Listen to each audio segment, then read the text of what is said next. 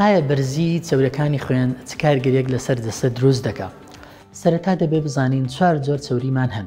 ئەمانیش چەوری کۆلێسترۆڵ کە بە چەوری ناوخێن بەناوبانگە، وەروەها چەوری سیانی یاخود چەوری ترایگلیسراید، وەروەها چەورەکانی وەکو HDL کە بە چەوری سوودبەخشن لەگەڵ چەوری LDL کە چەوری زیان بەخشن.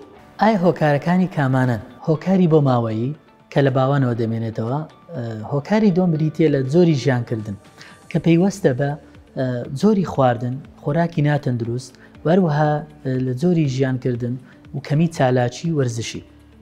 نیشانەکانی بەرزی چەوری خوێن بریتین لە دەرکەوتنی چەمپەڵەیەکی چەوری لە دەوروبەری دەموچاو، وەروەها بەشەکانی تری جەستە بە تایبەتی پەلەکان.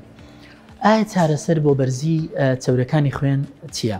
3 جۆرە چارەسەرمان هەیە. سەرەتا لە گۆڕینی جۆری ژیانکردن، بریتیە لە گۆڕینی خۆراک و خۆراکی تەندروست، کەمکردنەوەی چەوری لە خۆراک، وەروەها وەرزش و ژیانێکی چالاک. لە ڕووی پزیشکیەوە وەرزش بریتیە لە 30 خولەک یان زیاتر ڕۆژانە وەرزشی وەکو ڕاکردن یان وەکو هەروەلەکردن بۆ 5 ڕۆژیان زیاتر لە هەفتە. وەروەها ئێمە دەتوانین چارەسەر لە ڕێگای بەکارهێنانی حەبی چەوری بەکاربێنین بۆ گروپێکی دیاریکراو لە نەخۆشەکان، بە تایبەتی ئەوانەی کە نەخۆشی درێژخانەکانی وەکو نەخۆشی دڵ، وەروەها شەکرە، وەروەها فشاری خوێنیان هەیە. بە هیوای تەندروستیەکی باش بە هەموو لایەک. میهرەبانی، دڵسۆزی و لێزانی.